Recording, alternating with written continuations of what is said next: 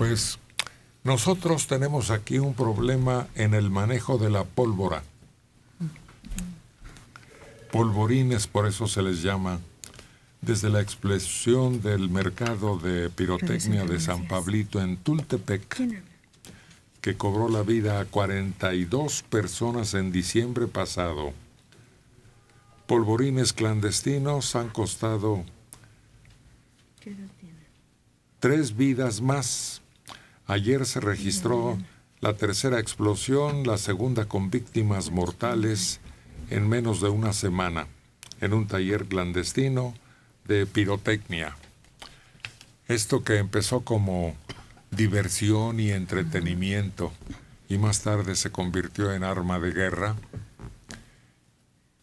y a través del tiempo adoptamos nosotros esa diversión, ese entretenimiento, por lo vistoso que resultan las fiestas, sobre todo de la religión. Las patronales. Y como que la gente siente que si no hay cohetes en esa festividad, pues es como si no se hiciera nada. Necesitan los castillos, los toritos, o en fin de año también tienes que ver los fuegos artificiales, si no, sientes que no acabaste bien. Pero fíjate que el estallido, el ruido, es totalmente pagano, no es original de la religión católica. Es de las costumbres orientales en donde ese tipo de expresiones mueven la energía, rompen las cosas negativas, que eso es contrario a las creencias católicas. Y sin embargo se ha incrustado, sí, y se ha convertido en obligatoriedad. No, cosas como las campanas, por ejemplo. También. Que eso no lo señaló Cristo ni los primeros cristianos, ¿no? Eso surge cuando hubo una pugna en Roma entre las iglesias católicas y los templos paganos. Entonces tenían campanas para llamar. Aquí ocurrió todavía, de lo que quedan vestigios, ya que los naturales no querían, cuando hubo el enlace de sus creencias con las de los invasores, conquistadores, no aceptaban rendir culto a sus deidades en un lugar cerrado. Les parecía absurdo y fuera de lo acostumbrado, ¿no? Usos y costumbres. Y crearon capillas abiertas. Y todavía existe una aquí muy cerquita. Sí, en Tlalmanalco, en el Estado de México, que es una capilla hermosísima. Se conserva con unos arcos tremendos, muy altos, y grabados en lo que son sus columnas, de una forma donde se ve el sincretismo. Ves imágenes católicas, pero también ves imágenes que tenían un peso religioso para los indígenas. Está el sincretismo ahí plasmado en esas columnas. Y al lado está ya la iglesia, la normal, la cerrada. Es un lugar que hay que visitar y entender la laboriosidad que después se convirtió en un arte sacro también, ya una vez aceptadas las iglesias. Y también la iglesia de los naturales, que está junto a la basílica. Bueno, está la basílica, está el templo de la parroquia, que es colonial, original, y luego está un templo. A mí me llamaba la atención de pequeño porque no tenía techo. Sí, pues, ¿por qué no tiene techo? ¿Radio Centro? Está incompleto, además. ¿Cómo se llama? No, pero ya después investigué y era el templo de los naturales. Y no tenía techo. Pero ya le pusieron techo. ¿Ya no existe? Sí, le pusieron techo. Le pusieron techo de lámina. Las autoridades. En San Juan del Río, cuando te hacen un recorrido por los lugares interesantes de la población, te llevan a visitar una parroquia que es mitad abierta y mitad techada. el altar y una parte del cuerpo de la iglesia, porque no es parroquia. Está techado y el otro está abierto. Y es que dicen que cuando la colonia, cuando empiezan a hacer misas en ese lugar, los que eran españoles, los criollos y los españoles, pues no querían estar en la capilla abierta, entonces la dejaron así, la mitad y la mitad, para que pudieran estar los dos. Y el máximo sincretismo para poder difundir la religión católica entre los naturales, pues fue desde luego la adopción de la Tonantzin como la Virgen de Guadalupe, que hasta la fecha existe. Si uno oye la canción de Emanuel Hacha, bueno, del hijo de Emanuel, creo que se apellida Hacha o se llama Hacha, empieza la canción diciendo Güey Tonantzin, y después viene desde el cielo una alegre mañana, ¿no? Pero empieza invocando a la Tonantzin, y si uno habla con sacerdotes de Chiapas, abiertamente le dicen a uno que por qué la Virgen no pudo haberse presentado antes de la llegada de los españoles en la forma de la Tonantzin. Y de aquí arranca el sincretismo y empieza a adoptar de buena gana los naturales la religión católica. Bueno, ha ocurrido en otros casos, es el antecedente, ¿no? Sí. Y ahí viene el punto del sincretismo. A ver, Soledad quería agregar algo de esto que estamos comentando. También está la capilla abierta de Cuilapan, en Oaxaca, que está entre la ciudad de Oaxaca y Sáchila. Y eran las capillas abiertas. Ahí fusilaron a Vicente Guerrero. Y las capillas eran abiertas porque antes de que llegaran los europeos a esta área, los nativos de aquí celebraban su religión de manera así, al aire libre, no era en lugares cerrados.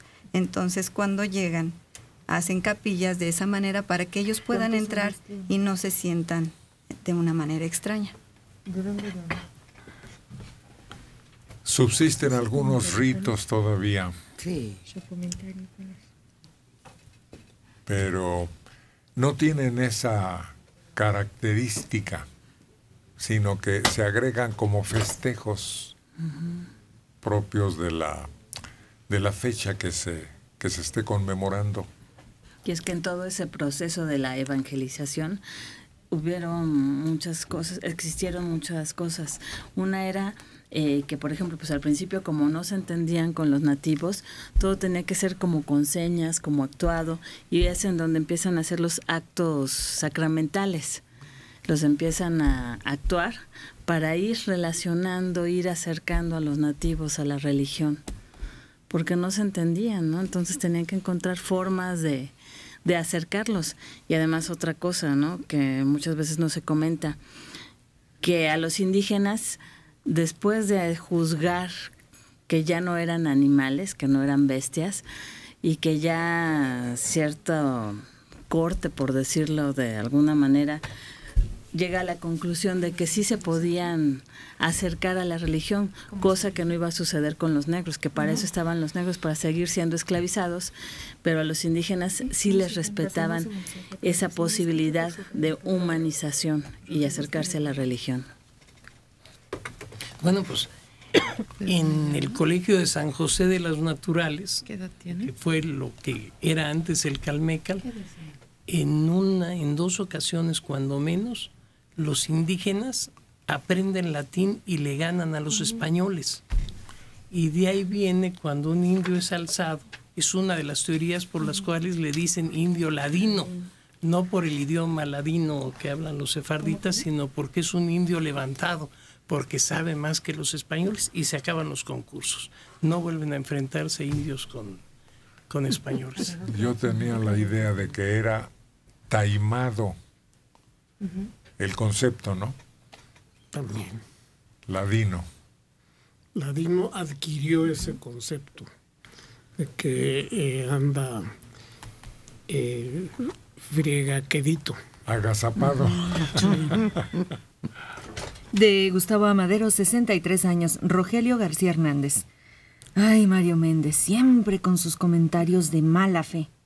En Sudamérica, donde todavía se hace un juramento religioso, lo hacen ante los santos evangelios y el crucifijo. El juramento ante la Biblia es en los países protestantes. Mario, ya no le pongas mala leche a todo lo que tiene que ver con la religión. Bueno, pues es que aquí hubo una reforma y la reforma echó a la basura todo eso. Ya no hay símbolos religiosos, ya no se jura colocando la mano sobre la Biblia, que es como se toma posesión el presidente en Chile. Yo vi la fotografía, y no me vaya a decir que era el directorio telefónico, lo que tenía ahí era la Biblia. Laicismo. Así es. Y el laicismo apenas está llegando a esos países. Aquí llegó en el siglo XIX. Nos libramos de esa esclavitud gracias a Juárez. Aquí nos impresionó y nos sorprendió, a algunos hasta les indignó, cuando un expresidente reciente toma el símbolo que enarboló Hidalgo. Bueno, pues eso es tolerable por lo que significaba en aquel momento de rebeldía contra precisamente el dominio español. Y es que la Virgen de Guadalupe en alguna época representó la izquierda del país y Cristo la derecha. La última guerra revolucionaria es la revolución, y los revolucionarios traían aquí en su sombrero de petate a la Virgen de Guadalupe, y los otros pues eran los cristeros. Incluso era interesante que las logias de la CROC contrarias a los caballeros de Colón se llamaban caballeros guadalupanos. O sea, unos iban por Cristo Rey y los otros iban por la Virgen de Guadalupe. Y evidentemente ha sido un muy importante símbolo de unión entre los mexicanos, que en Estados Unidos actualmente es un factor que se enfrenta ante las religiones cristianas o protestantes. Pero sí ha habido un factor de unión de la Virgen de Guadalupe hacia los protestantes. Aquí en México hubo un contrasentido terrible, que mientras un bando se encomendaba a una virgen, el otro bando Así es. lo hacía con otra imagen, otra estampa. Y no solo eso, las fusilaban. Sí, grandes. Fusilaban las imágenes de la Virgen de Guadalupe, los realistas, y los insurgentes fusilaban las imágenes de la Virgen de los Remedios. José Morales, de 59 años, en Naucalpan. Otra capilla abierta cerca de la zona metropolitana es la de Acolman, rumbo a las pirámides. Tiene los muros externos muy altos. Esto era para evitar ataques de los indígenas. Las capillas abiertas se hicieron porque a los indígenas no les gustaba estar encerrados. Ellos alababan a sus dioses al aire libre. No, es que hay que señalar que había dos tipos de indígenas. Los salvajes, eran los chichimecas, y en esa zona de Acolman era precisamente donde empezaban sus dominios. Por eso uno se acerca a Acolman y ve unos muros elevadísimos con almenas. Es que el convento era una fortaleza. Y claro, pasa un siglo y ya todo eso queda bajo control, pero sí queda el estilo en esos conventos que están al norte de la Ciudad de México. Eran irreductibles.